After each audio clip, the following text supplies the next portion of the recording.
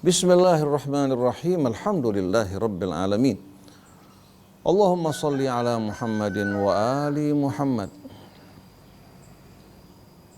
Ya Rabbana lakal hamdu kama yanbaghi li jalali wajhikal karim wa li azimi sultanik. Subhanaka la nuhsi thana'an alaika anta kama athnaita ala nafsik falakal hamdu hatta tarda walakal hamdu idza radit walakal hamdu ba'da ridha. Rabbana atina min ladunka rahmah wa hayyi' lana min amrina rasyada.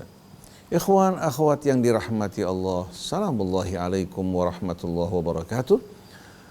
Selamat berjumpa kembali pada hari ini. Pada hari ini insya Allah kita masih akan melanjutkan kajian renungan kita dengan tema utama mengenal Allah melalui asma-Nya, memahami asma Allah melalui ayat-ayatnya. Kita akan melanjutkan pembicaraan kita di seputar tauhid. Mari bersama-sama kita awali renungan kita dengan membaca Ummul Quran.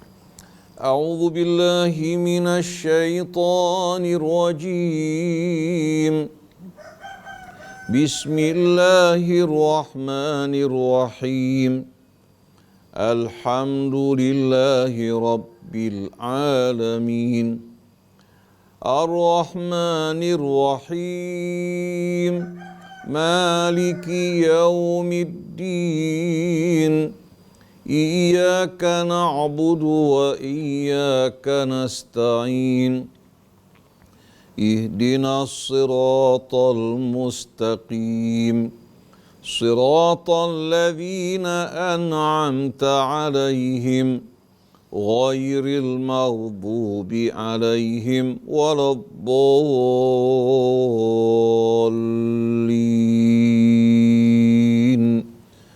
Shadaqallahul azim wa sadaqa rasuluhul karim wa nahnu ala dzalika minasy syahidin.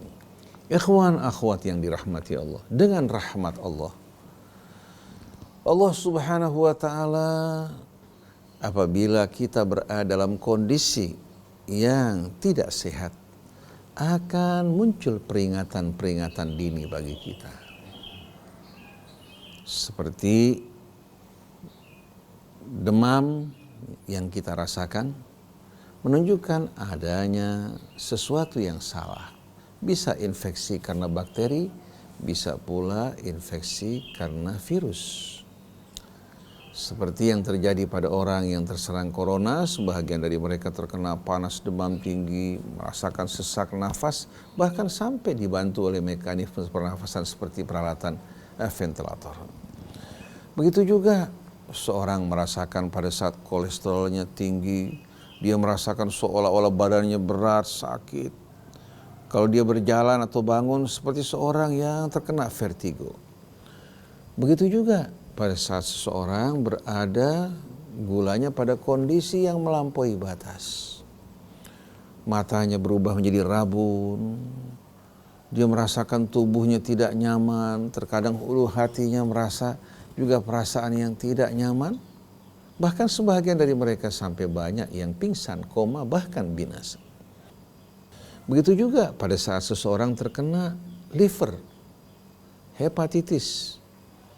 Waktu dilakukan pemeriksaan terhadap SGPT, SGOT-nya terlihat lonjakan tinggi pada kadar SGPT, SGOT-nya. Begitu juga apabila dia merasakan gangguan pada saluran kencingnya, terjadi infeksi.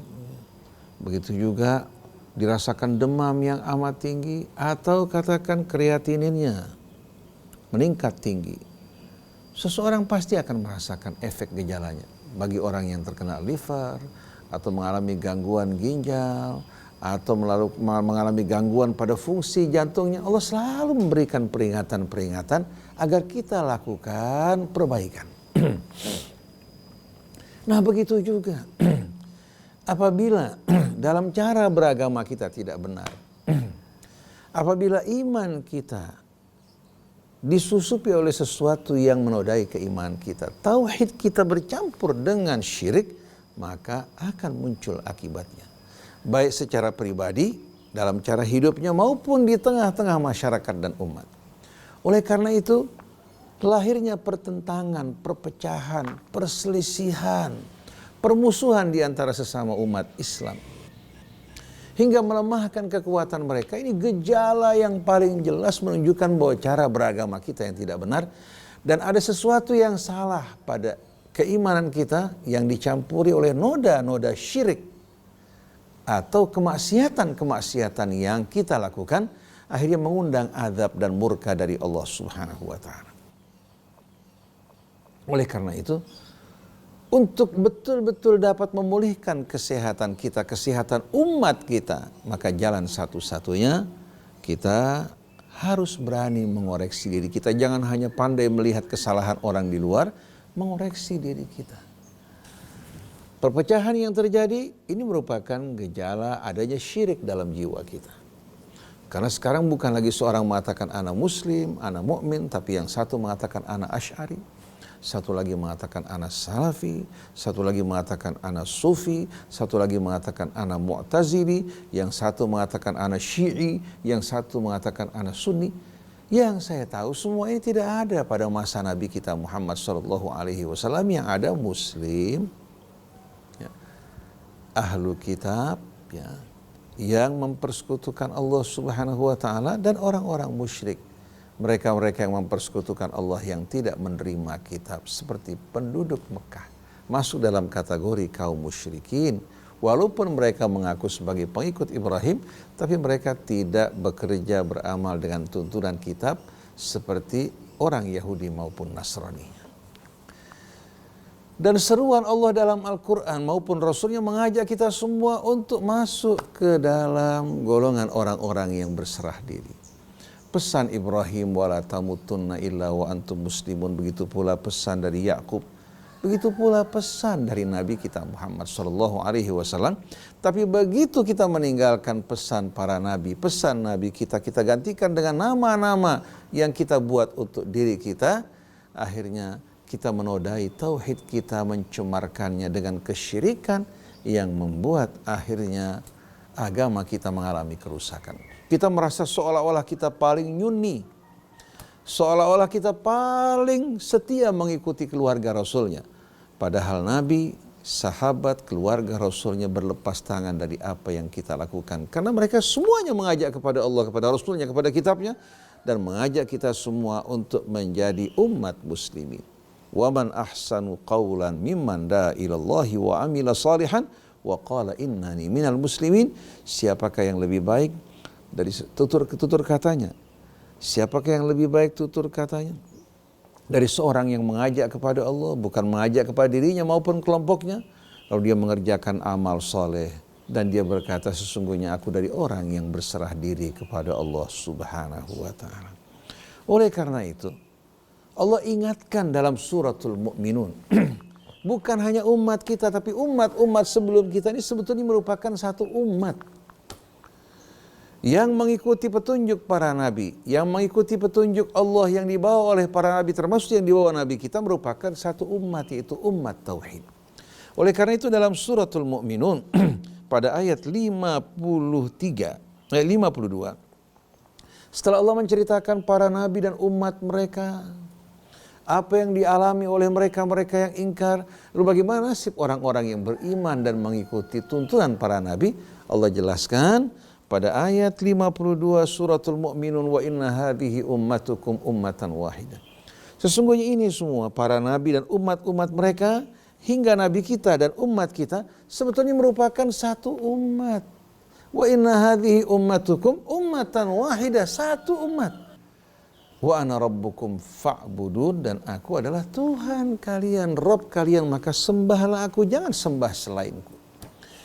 Jadi umat-umat sebelum kita yang beriman kepada Allah, yang mengikuti para nabi dan umat nabi kita, semua merupakan satu umat yang dinamakan umat tauhid, umat yang berserah diri kepada Allah Subhanahu wa taala.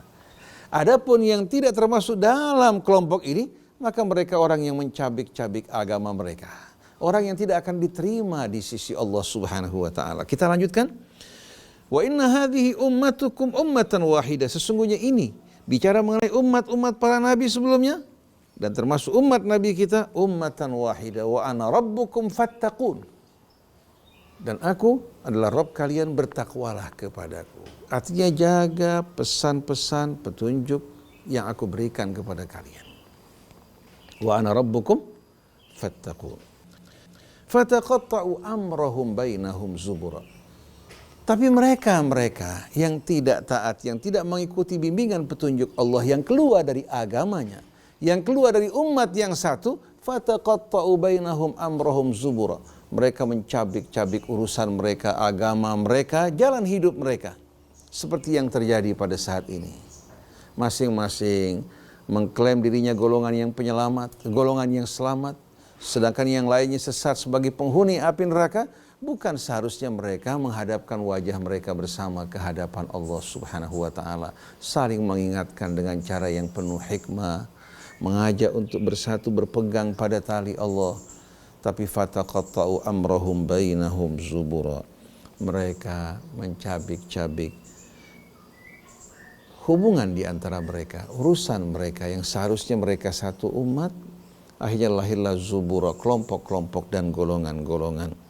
Kullu hizbin bima ladaihim farihun. Setiap kelompok merasa bangga dengan apa yang ada pada mereka, mengklaim mereka lah golongan yang selamat.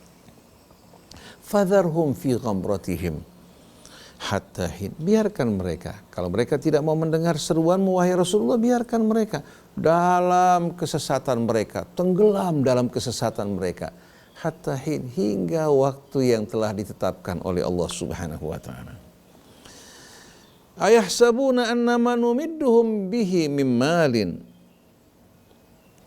wa banin nusari'u lahum fil khairat bal la yash'urun. Apakah mereka beranggapan apa yang kami limpahkan bagi mereka dari harta benda dan anak-anak sebagai pertanda bahwa kami menyegerakan kebaikan bagi mereka?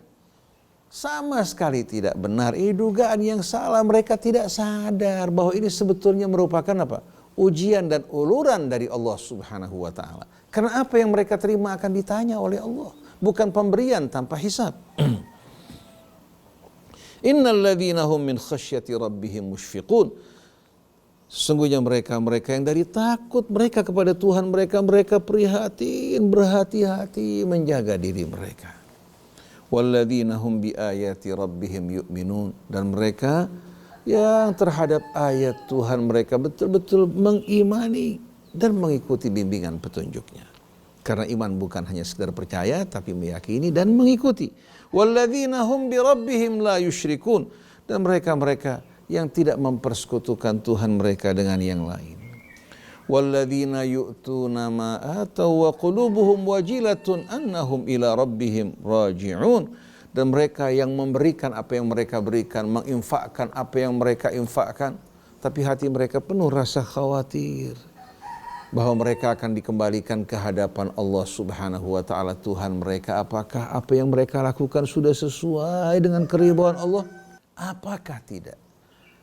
Kehati-hatian mereka mendorong mereka untuk selalu mengevaluasi, mengoreksi diri mereka. Bukan matanya mengawasi kesalahan kekurangan orang lain, tapi mengawasi kekurangannya, memperbaiki amalnya, lalu mengajak orang untuk bersama-sama menikmati hidayah karunia Allah tanpa kebencian permusuhan, tapi penuh rasa cinta, seperti seorang ayah ibu yang membimbing anaknya.